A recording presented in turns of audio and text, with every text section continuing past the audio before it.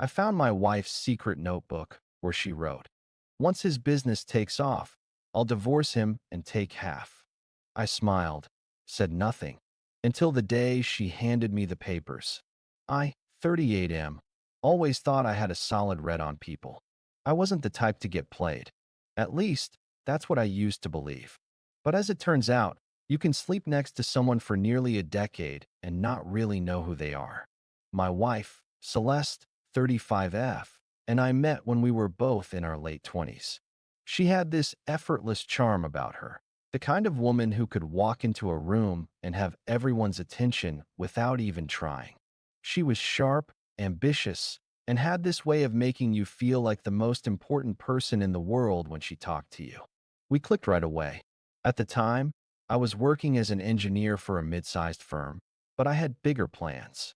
I wanted to start my own company, build something from the ground up. Celeste was one of the first people I ever told about it, and I still remember how her eyes lit up when I did. "You're going to make it," she told me, squeezing my hand. "You just need someone who believes in you." And I did. Believe in myself, I mean. But having her in my corner? That made it all feel more real. We got married after 2 years of dating, and for a while, things were good. Really good. Celeste had a career in marketing, and I kept working my way up, saving every penny I could for my future business. She was always right there beside me, telling me she couldn't wait for the day I was my own boss. At least, that's what I thought. Looking back, there were things I ignored. Little things, like how she never wanted to talk about my work in depth. She was happy to hear about promotions, salary bumps, anything that meant more stability. But the second I brought up my business idea, the conversations were always short. She'd smile, say something encouraging, and then change the subject. I chalked it up to stress. After all, we had bills to pay, a mortgage to think about. Maybe she just didn't want to get too caught up in something that wasn't guaranteed. But then, 3 years ago, I finally took the leap. Quit my job, started my own business. And that's when everything changed. At first, I was too caught up in the struggle to notice. I was pulling 18-hour days, barely sleeping, pouring everything I had into getting the company off the ground. Celeste was supportive, at least on the surface. She never outright complained, but there was a distance between us that hadn't been there before. "You work too much," she'd say with a sigh, swirling a glass of wine at the dinner table while I scarfed down whatever takeout she'd picked up. We never do anything anymore. I tried to make time for her. I really did. But it was impossible. The business wasn't profitable yet, and I couldn't afford to slow down. Then, just when I was starting to wonder if I'd made a mistake, things finally started turning around. Clients started rolling in. The long nights were paying off. I wasn't just making money. I was making real money. The kind that meant we didn't have to worry anymore. And suddenly, Celeste wasn't distant anymore. She was back to being the woman I had married, laughing at my jokes, bragging to her friends about my success, talking about our future, how we could finally take that vacation, buy a bigger house, invest in something together. I remember feeling relieved, like I had survived the hardest part, and now we could just enjoy what I had built. I was wrong. It started with a notebook. Celeste had this sleek, navy blue notebook she carried everywhere. She used it for work, jotting down ideas, brainstorming strategies. I never had a reason to look inside. Until one night, she left it on the kitchen counter. And for some reason, my name caught my eye. I don't know what made me open it, but I did. And what I found inside, I had to sit down. The first few pages were normal, work notes, some marketing ideas. But buried between them, mixed in like afterthoughts, were notes about me. About us. To-do list. Keep being supportive until revenue stabilizes. Start talking about joint investments. Once he crosses X income, bring up property in my name. Once his business takes off, I'll divorce him and take half. There was more. So much more. Dates, details, observations about me. How much money I had in liquid assets. Mentions of divorce lawyers. She had been planning this for years, and I never saw it coming. But I didn't lose my temper. I didn't wake her up. I didn't say a word. I just smiled. And from that moment on, I played along. She thought she had me fooled. She had no idea. Then came the day she handed me the divorce papers. Celeste handed me the papers on a Sunday morning. It was a perfect day, the kind where the sun streamed through the windows just right, making the kitchen feel warm and golden. She had even made coffee, black for me, vanilla creamer for her. A small, almost thoughtful gesture. But then she sat down across from me, slid a manila envelope onto the table, and just smiled. I knew it was coming. I had known for months. But seeing it there in front of me, it still made my stomach tighten. "I've been thinking," she said, wrapping her hands around her coffee mug, nails perfectly manicured like always. "We've grown apart, haven't we?" She said it so gently, like it was just a sad, inevitable truth. I looked at her, really looked at her. She was wearing that soft blue sweater I'd bought her last Christmas. The same one she had gushed over, saying I knew her taste better than she did. And here she was now, sitting across from me, treating me like a business transaction she had finally decided to close. I kept my expression neutral, like I was processing, like this was some kind of shock. "You want a divorce?" Her lips pressed together in that careful way she always did when she was trying to seem empathetic. "I think it's for the best, don't you?" I almost laughed. Instead, I picked up the envelope and turned it over in my hands. "This is a lot," I murmured, like a man caught off guard. I thumbed the flap, pretending to hesitate before sliding the papers out. Her signature was already there. She had been ready for this. "I don't want this to get ugly," she continued, leaning in slightly. "I know things have been tense, but we're both adults. We can be fair about this." Fair. The word nearly made me clench my teeth. I flipped through the papers, slow and deliberate, letting her watch me read them. She wanted half. Half of everything. Not just the savings, but the business. The one I had built. The one she had never truly believed in. She was even pushing for spousal support, despite the fact that she had her own income. And yet, her voice was so soft, so reasonable, like she was doing me a favor. "I know you're upset," she said after a moment of silence. "But this is what's best for both of us. I really do want us to stay on good terms." I looked up at her, taking in the slight furrow of her brow, the calculated concern in her eyes. She had no idea. I nodded slowly, setting the papers down. "I just need a little time." She smiled, relieved. "Of course. Take as long as you need." I almost pitied her. She thought she had won. But Celeste didn't know that I had seen her notebook. She didn't know that I had spent the past few months preparing, that I had been playing along, setting the stage, making sure that when this moment came, she would be the one caught off guard. So I picked up my coffee, took a slow sip, and smiled back. I spent the next few days acting like a man who was blindsided. Celeste didn't push. She was smart enough to give me space, letting me sit with the so-called shock of our impending divorce. But I could see the way she watched me when she thought I wasn't paying attention, gauging my reactions, probably trying to figure out if I'd go along quietly or if I'd fight. I had no intention of fighting, not in the way she expected, at least. I still went through the motions of our daily life.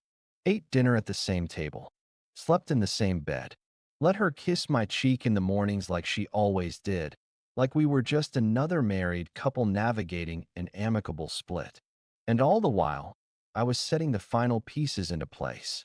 Celeste had made a mistake, not in underestimating me. She had done that long ago, but in assuming I was the same man I had been when I started my business. Back then, I had been an idealist, someone who thought hard work and loyalty were enough. But running a business changes you. You learn how to negotiate, how to read people, how to anticipate their next move before they even make it. And most importantly, you learn how to protect yourself. Celeste wanted half of everything. But what she didn't know was that for the past 6 months, I had been making sure there was nothing for her to take. See, when I found her notebook, I knew I couldn't react. If I had confronted her, she would have just adjusted, been more careful, maybe even manipulated me into doubting what I saw. So instead, I had taken my time. I restructured my company, moved assets, transferred key accounts into a separate entity under a silent partner, one I trusted. On paper, my personal worth had steadily decreased while the business continued to thrive. And then there was the house. Celeste thought she was entitled to half of our home, but what she failed to realize was that, months ago, I had refinanced it, under my name alone. She had signed the papers without reading them, too distracted by a weekend getaway I had oh so thoughtfully planned for her. So now, legally, she had no claim to it. But the best part, the part that I knew would completely blindside her, was that I had quietly gathered evidence.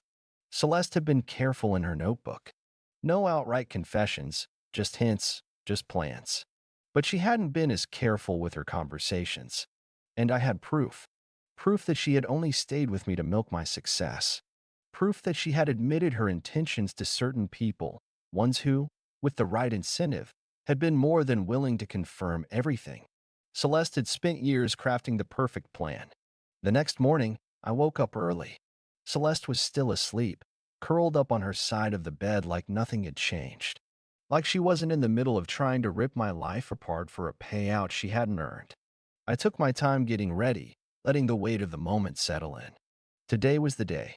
Today, I turned the tables. By the time Celeste wandered into the kitchen, wrapped in her silk robe, stretching like a satisfied cat, I was already at the table. I had made coffee, just like always. Hers was already poured, steam curling up from the cup. She smiled at me, slow and sweet. "You're up early." I returned the smile. "Yeah, needed some time to think." She hummed, taking a sip of her coffee before settling into the chair across from me. "About the papers?" I nodded, watching her closely. "Yeah." I gave them a long, hard look. I saw it, the flicker of satisfaction in her eyes. She thought she had me, thought I was going to roll over and accept whatever terms she had set. So I leaned forward and slid a thick envelope across the table. Her brows furrowed. "What's this?" I gestured toward it. "Just some paperwork of my own. I figured, since we're talking about being fair, you should take a look." She hesitated. That wasn't part of the script she had in her head. But curiosity won out, and she pulled the papers free. I watched as her lips parted, her eyes scanning the words. The way her face shifted from confidence to confusion, then to something almost like fear. Because this wasn't the agreement she had drawn up. This was something else entirely. She flipped through, faster now, and I could practically see her mind racing. My terms were simple. She walked away with nothing. No stake in my business. No spousal support. No claim to the house. Her breath hitched when she reached the last few pages. The evidence. The carefully documented proof that her plans hadn't been so private after all. Conversations, messages, confirmations from people who had heard her say, in no uncertain terms, that she had been planning to drain me dry the moment my business took off. Her head snapped up. "What is this?"